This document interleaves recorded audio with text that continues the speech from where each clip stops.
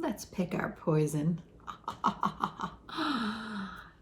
So my thumbnail is not quite true. It was true when I was having fun making thumbnails, that I had never smelled poison. But for the 17 of you who are watching my videos, you'll know that I did go to my mom's recently and unexpectedly found a little travel size of the original poison from the 80s, which was an exciting find for me. And I really liked that one, to be honest with you.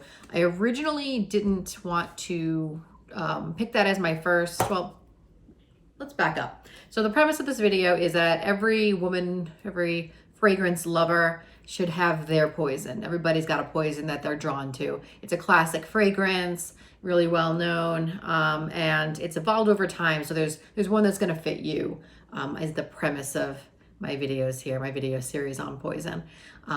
And I had not smelled them, at least as far as I could recall, until I got caught off guard at my mom's house and found that travel spray of the original poison, which I really liked. It was kind of in the midst of many other sprays of a lot of other kinds of fragrances that day, but it was still a standout to me. So that's going to stay on my list as a possible near future one, but that's not the one I started with. The one I started with is this one, which, yep, my finger's all over it. Hypnotic Poison. And this is the Eau de Toilette too. So I started with Hypnotic Poison. I had heard that it was going to be nutty, sweet, maybe a little bit powdery, but I really, that nutty sweetness was what I was looking for. And I don't normally go for the Eau de Toilettes, but I did in this case for two reasons. The first being laziness. I was having a lot of problems finding the perfume. It seemed like my go-tos for looking for perfumes that I could be 100% sure were the legit thing and not, some sort of knockoff. We're only offering me the Eau de Toilette. I think that also is the first one. This one came out in 1998. So that's the first one, the first reason. The second reason that I picked the Toilette was that it did seem to be the one that was nuttier and sweeter, which were the two things that were calling my name as things I wanted to try. So, I said, let's give this one my first shot. Maybe for the first go of it, this will be my poison. So is it? Another thing I had heard about the Hypnotic Poison was that it had a Play-Doh note to it. And when I first heard that, there was like saying some people really like the Play-Doh. And I'm like, who would like the Play-Doh? I don't even allow Play-Doh in my house. I'm that kind of mean mom. I don't like crafty little smushy things that get rubbed into the couch. So I don't even allow Play-Doh in my house.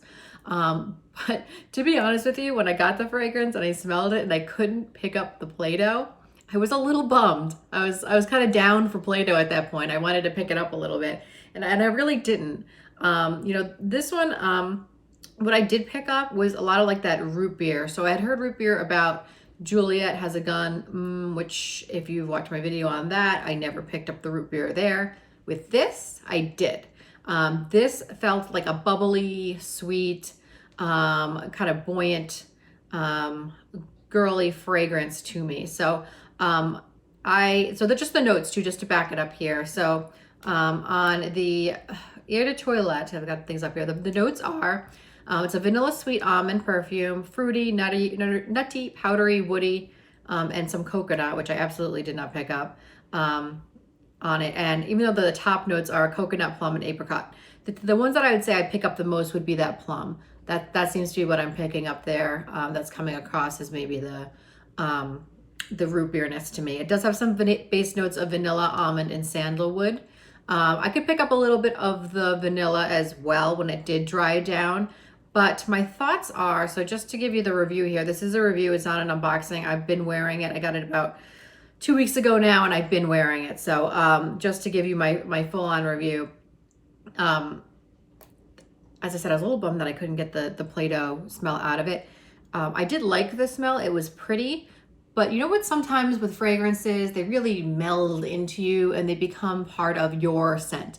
It smells like you, but with like something going on, something wonderful going on. And it blends together with you as a person and your scent. I never really felt that with Hypnotic Poison. I felt more like I was just wearing a perfume. Like I just smelled like a nice scent was nearby. It never really felt like it was part of me or that it kind of gelled into me. So I thought it was nice.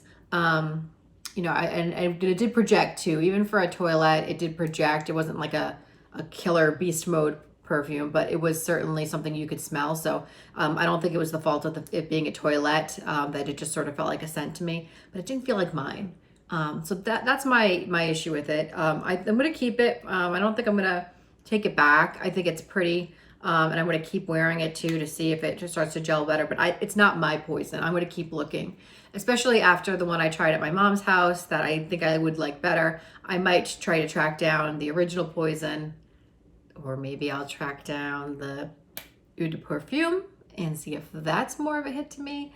There are others. As I said, there's a whole line here. There's also Pure Poison. That one is a white floral. So as I go down the line, that probably will be last if I make it that far, and don't find one that I fall in love with before that. But Hypnotic Poison, good, sweet, root beer, fun, flirty, not my poison, going to keep looking.